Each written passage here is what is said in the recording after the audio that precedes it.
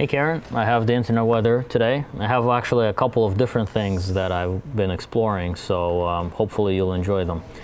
So this, we'll start with the basics. This is our top 10 most pro ports.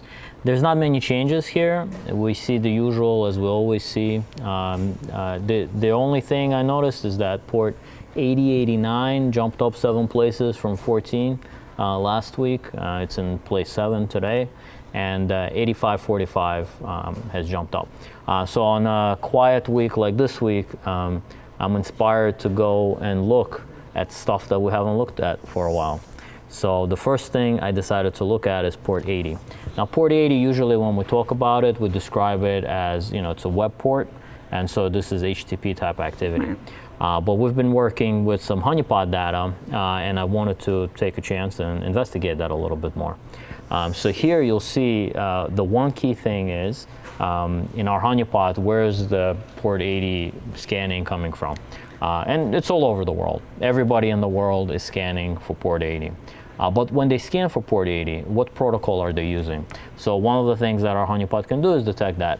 And so most of the activity on port 80 is HTTP. So we're 97% accurate when we say that HTTP is the activity that happens. But you see over there is about 3% of activity that's something else.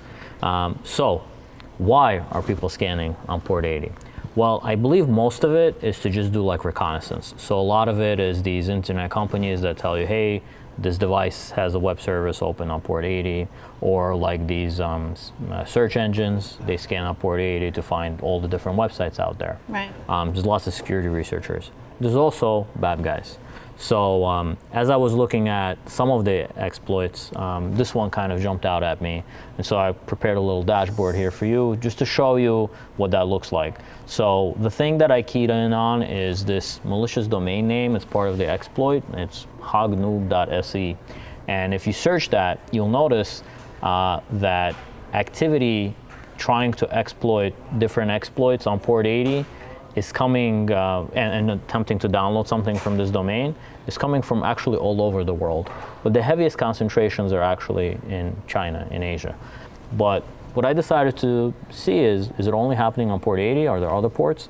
And when I did that in the honeypot, you could see there's a list. I believe there were like definitely over 20 different types of ports that are also subject to exploitation activity from the same domain name. Okay. So it's kind of interesting, and what this is letting me know is that there is some kind of a global threat, maybe even a botnet that's spreading. It's probably heavily concentrated in Asia or in China, but there are vulnerable devices all over the world, and they are, infected and trying to spread this. But they're not doing it on one port. They're doing it on all of these other different ports. So how much was port 80 as a comparison? I didn't quite see that. Can you? Let's see. Is port 80 predominant, or is it? Port 80 is predominant in general against the honeypot, but for this, it doesn't look like it's actually even in the top 20. It's not even in the... right, okay. In the top 20. So most of this traffic at this domain is actually heading towards port 7000. Oh, it's hard. Okay. So, that's where I guess the most events are. But port 80 would be in this other category. So it didn't even make it? That's right. So what we knew about it a month ago was all this, and you can see that month's episode to see what we thought. But one thing I guess I'd like to point out is at the time we were saying maybe there's a Chinese threat actor attempting to do this. But now, seeing that global map and seeing where the stuff is coming from, it does appear that it's happening from all over the world. It might be a Chinese threat, but it is probably a botnet that's now infecting lots of devices. So now that we've explored port 80, let's look at port 8089. Let's see what the honeypot uncovers for us. Before we do that, I always like to see for scan probes, what does the volume look over the past like 30 days or even longer back? And when you do that, you could see the activity is it's kind of up and down through the last 30 days. And so the latest spike was, I guess, yesterday. So let's see if we can figure out what that was about. So I looked at it, I grabbed all the IP addresses that were related to that spike, and what I learned is that there's a very famous internet census company. They scan the internet and they try to figure out what's listening on what port, and they happen to be doing that on port 8089. However, there was something else I noticed in the data. So when I reviewed the scanning activity, there were about 13 IP addresses that were doing something a little bit different. And the thing that they were doing different is that the source port usually changes quite often when you connect to servers out there, but they were using the same one. What I found interesting about this is that these are data centers kind of like all over the world, not in one spot or one region, but they all had the same source port scanning across every single time, every single IP address they scanned for this port, 8089, they were using the same source port. So I found that interesting. It's not clear what that might be, so there's not much you can say about that. But let's look at the honeypot and see what the honeypot tells us. First, this is what I like to look at, is what are the protocols. So most of the protocols on this port are HTTP or some kind of HTTP discovery.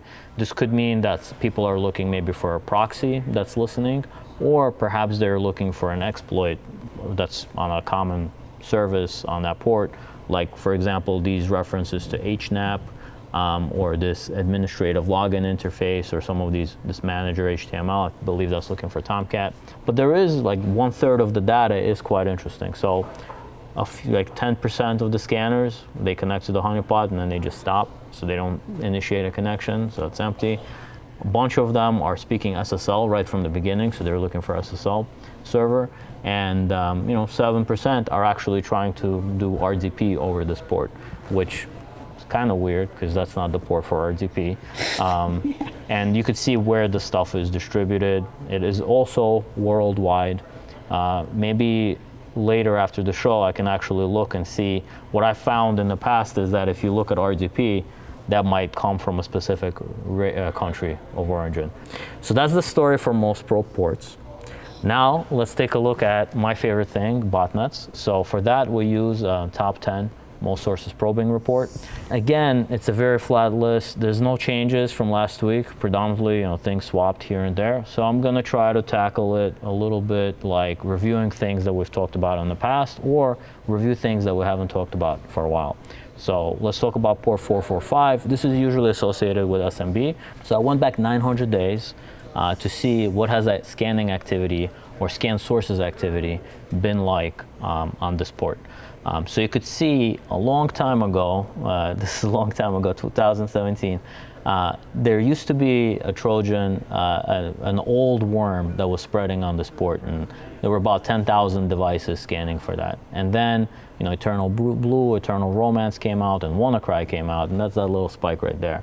And after that, that WannaCry just kind of skyrocketed, as you could see. But you could see the number of sources, which would probably correlate to the number of infected devices that are part of the botnet, is starting to kind of trend down for quite some time actually here. Hopefully it's for a good reason. These devices hopefully are getting cleaned up. So let's take a look at this. So a lot of times we say WannaCry is what's happening on this port, and I wanted to see in the honeypot data, is there a distinction that maybe something else is occurring? So 2/3 of it is SMB. But surprisingly, people are doing HTTP scanning on it as well, about 20% of the time. There's some SSL as well, and then some empty packets and RDP again. Our friend RDP is scanning on that report. You could see it's probably, I would say this would be a global distribution for me because of how the honeypot is not really all over the place. It's kind of like localized in just a few locations. And then these are actually the raw bytes that get sent over this port. And I was looking for differences in this binary data, and I only found 2 on port 445. So this is probably, I'm guessing this is WannaCry because it's happening so much more. And then there is this blacked out thing, this other type of exploitation activity or scanning activity that's happening on port 445. This could be related to that older Trojan, or maybe another vulnerability that I'll be happy to dig into. So now let's move on to port 5431, TCP. We've actually talked about this one a lot. I talked about it a lot. And so just for historical reasons, I decided to go back 300 days. And so this is the number of devices scanning. You could see a while ago, looks like about maybe the end of June last year, the number of IP addresses scanning on this port was maybe 80,000 or around 80,000. And there was a bunch of devices just scanning at the same time, stopping. Then a few days later, scanning, stopping, scanning, stopping. Well, it looks like the adversary, you could see, they started like changing their tactics. So they became like, they started scanning slower, not all at the same time, maybe to evade detection. But every day. But now, yes, they're doing it every day and just under 10,000. So the botnet or whatever this is, this network of devices that's scanning, is rotating through. So it's not all 80,000 at the same time. It's 10,000 per hour. This is actually the last time I was on ThreatTraq. I talked about the same port, so I wanted to revisit it. So this is the map that we showed last month, and this is what it looks like today. I don't know if you caught the changes. Some places got a little bit darker, and some places got a little bit lighter. But this is just variability in scanning. This stuff is changing, but obviously heavy presence in Latin America, in the U.S., in Europe, and in India. As well, and some parts of Australia there. So lots of devices, probably, well, I know what this is because we talked about this. So this is in the last episode of ThreatTraq, we talked about it a lot. But just for reference, it's these devices with a Broadcom chip. They have UPnP exposed on this port. And a while ago, like in 2013, somebody discovered a zero-day vulnerability. So you can imagine this vulnerability has been around for a while. Until today, there's maybe 80,000, maybe 10,000 an hour IP addresses that are infected. They probably have this Broadcom chip. They're probably specific ISPs that deploy specific hardware in certain of these regions. And most likely that's the root cause. And that's it for the internet weather. Great job, Stan. Thank you. I think in the internet weather, we made it pretty big this time because we incorporated our honeypot analysis as well. So I don't know that there was any new particular threat that we saw, but I thought what we saw was an interesting methodology of how you could research what might be happening in your own network.